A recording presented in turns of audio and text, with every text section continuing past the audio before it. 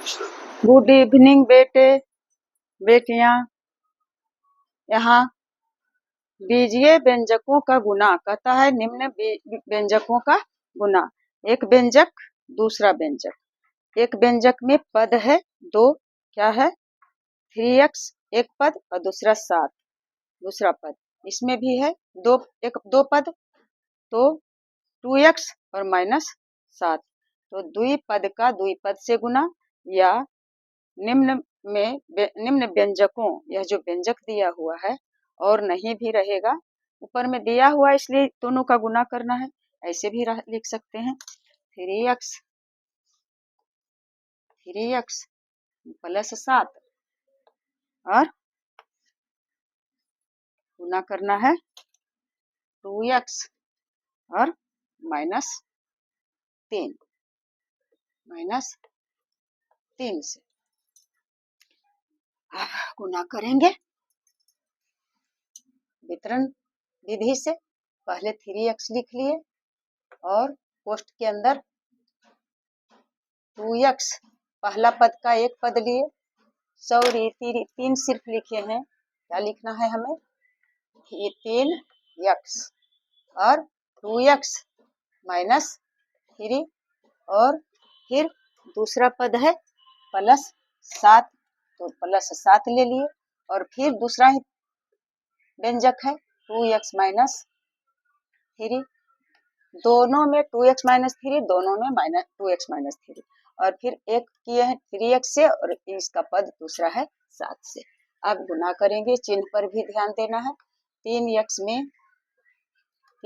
में गुना करना है 2x से, तो आ जाएगा 3 दूनी 6 और x स्क्वायर, तो 3 दूनी 6x स्क्वायर और फिर प्लस और माइनस हो गया। फिर करना है गुना, 3x में 3 से करना है, तो 3 तिया 9 और 1x है तो 1x हो गया। फिर प्लस 7 में करना है गुना 2 से, तो 7 दूनी 14x से कर दिए और फिर प्लस माइनस 7 में 3 से गुना कर दिए, तो 7 21 हो गया और ना तो इसमें x है ना तो y है, कोष्टक हट गया।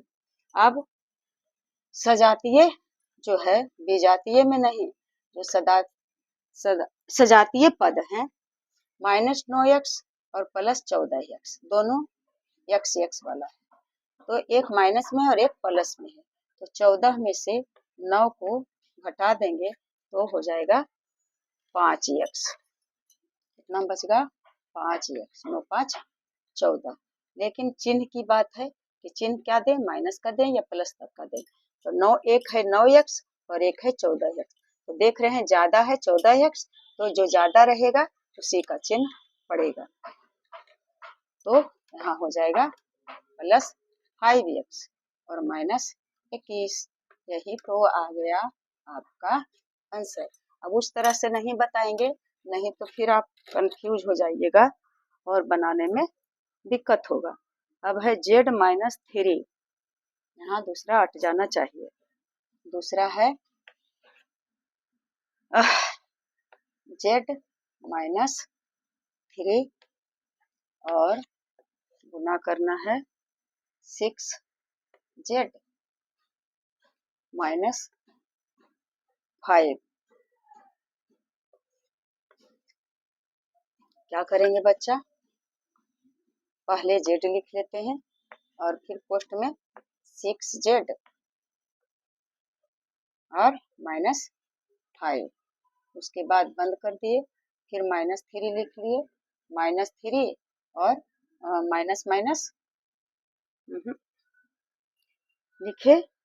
पहले z में z ले लिए कॉमन और 6z -5 और फिर -3 लिख लिए और फिर जितना से गुना करना है वही नहीं लिखेंगे, अभी गुना कहाँ से करेंगे, 6z और -5, दोनों में तो एक ही बात लिखाना है। अब जना रहा है बाबू कि नहीं दिखाई देता है, तो प्लस कहाँ से, अब आगे ऊपर उठ जाते हैं, क्या पता नीचे दिखाई देता है या नहीं देता है। तो अब यहाँ से करते हैं, बराबर लिख देते हैं वही बात, जेड और 6z।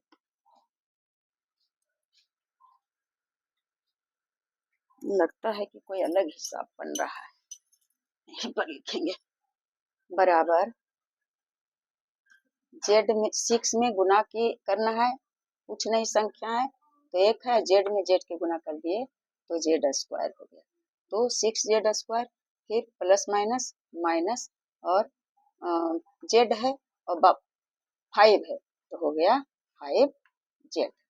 अब फिर माइनस 18z और उसके बाद माइनस माइनस प्लस और 5 दिया 15। अब देखते हैं कि समान राशि का अगर कोई है तो फिर उसका क्रिया करेंगे। हाँ है, 5z और 18z, तो लिख देंगे बराबर 6z स्क्वायर और माइनस 5z और माइनस 18, तो 18 5 23, तो हो गया माइनस